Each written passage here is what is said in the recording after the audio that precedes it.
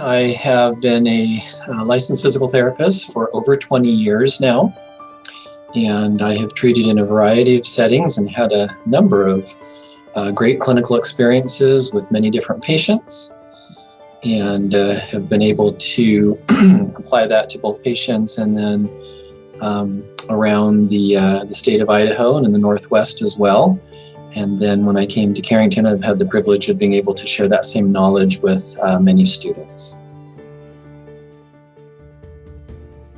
Well, both physical therapists and physical therapist assistants have, for the most part, 80-85% of their day is the same.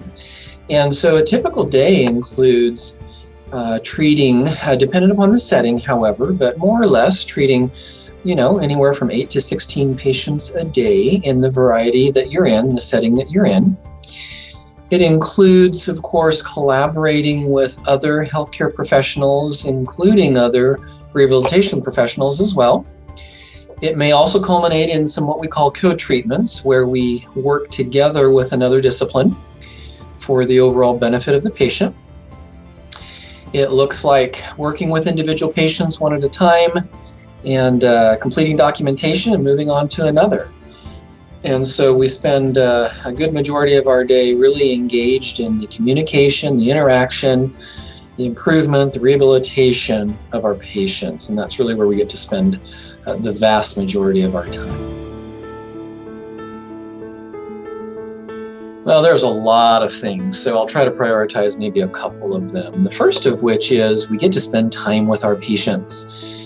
Typical treatment sessions are 45 minutes and go as long as a few hours, depending on the setting that we're working in.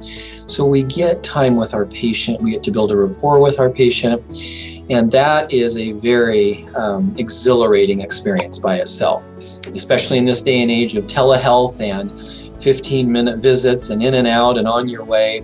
We really do get to spend that time with our patients. Secondly, we get to see the progress of our patients, even in one session to another, because we spend so much time and we focus on the functional outcomes of our patients. Simple things that we take for granted. Most of us who are very able-bodied every day, having the strength to get out of bed, having the strength to stand up, having the strength to walk 10 or 15 feet to get into the bathroom, having the strength to be able to get dressed, having the strength to be able to go up and down stairs, or to not lose our balance on uneven or rocky terrain. These are things that our patients desperately want to achieve, and we're able to do that. And when they achieve it, it is just very exhilarating. So we get to see our patients' progress, usually from the start or somewhere in their journey, and to a point further along where they're more capable, more independent, and more ready to, to discharge home or to go back to their way of independent living prior. So those would be probably the two most exciting. The opportunities are plentiful. PTAs can really work in a variety of settings, and with the increased need for staying active, staying healthy, physical therapist assistants really have great opportunities out there. So a variety of settings might include things like working in a hospital setting. That's probably the typical, or perhaps in one's mind's eye, that's what they kind of think of, work in a hospital setting. But PTAs also work in nursing homes or skilled nursing facilities where people come to get rehabilitated. They can work in acute rehabs, which is where you can spend hours a day of working with patients. They can also work in home healthcare settings by going to individuals in their homes. They can also work in outpatient clinics or outpatient settings or sports-related settings in clinics like that. They can also work in the school district and work with kiddos. And working with kiddos can be, like I said, in the school district, or it can also be in a freestanding pediatric clinic. So they can really have their choice of settings, and also working with a variety of patients, from the brand new and your pediatric settings to your aging population and all of your populations in between. Consider yourself 5 years down the road.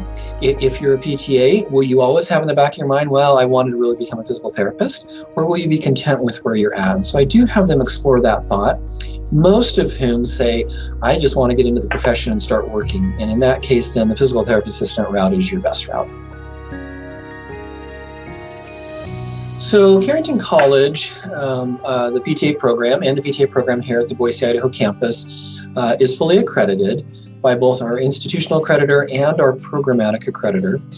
And our programmatic accreditor's full accreditation allows our students who graduate from our program to be eligible to sit for the national PTA exam. So that's the most fundamental, most important way that it helps to prepare. In the meantime, of course, during the almost 2 years that they're in school, students will interact with the core program faculty.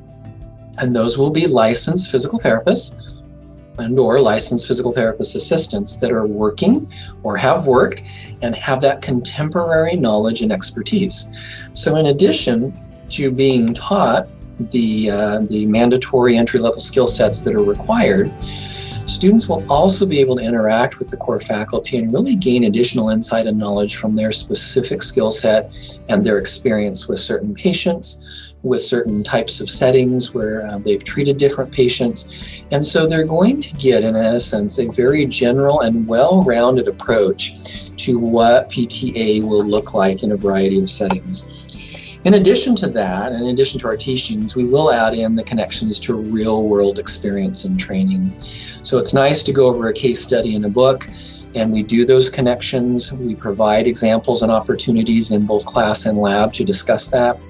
And then we'll provide real-world experiences as well that help to reinforce that. So we feel we give a real well-rounded picture of what they need to know, and then also what they should expect from our real-world experience.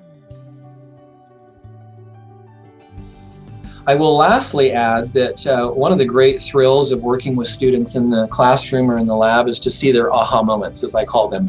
You know, the light bulb goes on, they make a connection, and you know they've made the connection, they've got that material, or they've got that knowledge or that truth now. When you see that, that is such an exciting moment, and it's really fun to be there with them on their journey. So those would be things that I think probably really continue to keep me in the profession.